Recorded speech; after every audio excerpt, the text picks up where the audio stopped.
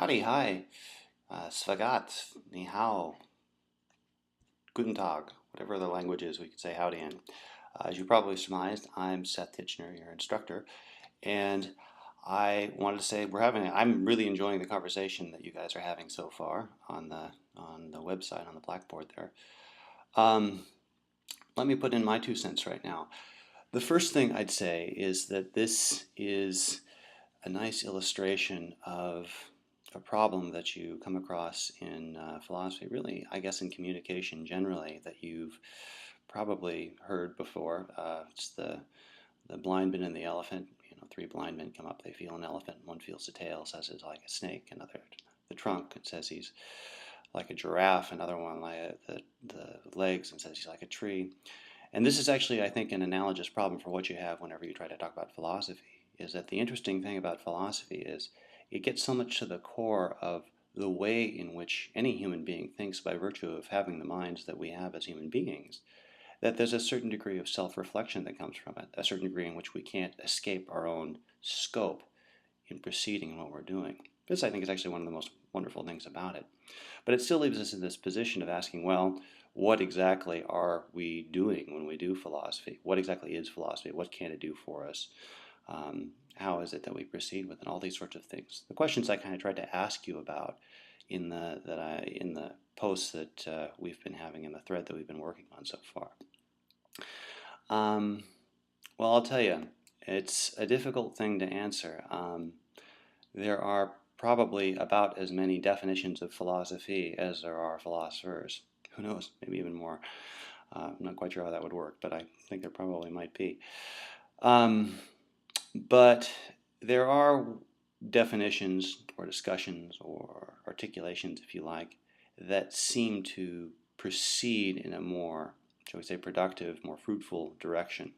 And there's one of them in particular I'd like to share with you. There's a guy, he was at Cambridge University, named John Campbell. I'm not sure if he's still there anymore, to be honest with you. But he was there, at least 20 years ago or so he was there. And he had a very nice description of philosophy where he said, philosophy is thinking in slow motion. Philosophy is thinking in slow motion. And when he was asked about that, he'd say, well, you know, when we philosophize, what we do is we take intellectual maneuvers in all sorts of aspects of life that we ordinarily make at very great speeds. So inferences, deductions, assumptions, imaginations, speculations, flights of fancy, all these things that we do, and we slow them down. We look at how they go from one point to the next. And in doing this, we can actually do two things, he said. The first thing we can do is we can look at their nature. By analyzing them, by seeing their specific parts, we kind of begin to discover that they aren't necessarily what we thought they were, so that we begin to see, if you like, a definition, a character, a basis of some sort for what these things are. A little like, I suppose it's analogous to when we use a word, we wonder if that word seems like what we think it means. We go to the dictionary, we ask other people what we think it means, we ask them how would they use it, and all of a sudden we discover that these words can mean all sorts of things that we didn't even know that they could mean before. I think philosophy does this with concepts, and I think that's one of the reasons I like this characterization of philosophy that John Campbell gives. But there's a second thing he said that it did too. He also said that by virtue of doing this, by virtue of slowing down philosophy to this degree, it allows us to begin to consider new possibilities, to open ourselves up to new ways of thinking, to new ways in which we could use concepts, to things that these concepts might do that we hadn't even considered that they could do. Now this in particular is one of the things I find most fruitful, as I was saying before, about this characterization of philosophy, because I'd like to think that philosophy, at its best, does two things. First of all, it reveals a kind of self-consciousness. And I don't mean a self-consciousness in the sense of, do I look stupid in these jeans self-consciousness. I mean self-consciousness in the literal sense of self-consciousness. To be conscious of what the self is, of what I am. To be conscious of the consciousness that gives rise to the question in the first place. This is such a difficult thing to do, to look at the mirror of ourselves. And yet this, I think, is one of the things that philosophy allows us to do. A second thing that's sort of implied by this way of thinking about philosophy as opening up all these possibilities is that it gives a kind of, for lack of a better word, freedom. Now, freedom, this is a word that we're going to be looking at a lot in this course. It, like philosophy, has many, many different meanings, many of them deep, many of them elusive, and many of them exceedingly important and underlying so many of the things that we would investigate. But it is something that, in a very general sense of the word, I think it has to do with the capacity for something to be fundamentally what it is.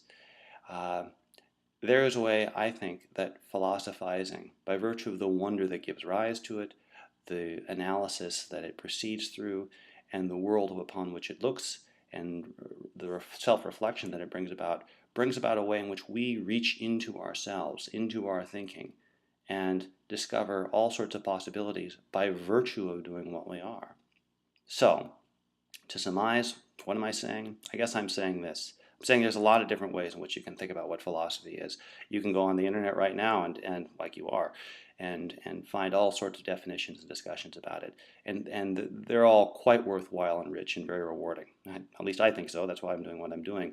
But I would say that one of the ones that's most satisfying to me is John Campbell's Philosophy is Thinking in Slow Motion. And I think that because I think it does allow us to see what we're talking about when we try to talk about things, what the nature of things are, how it is that we use that nature, and what the possibilities of the nature of our own consciousness, our own being, and our own world is. So that's what I would say about it.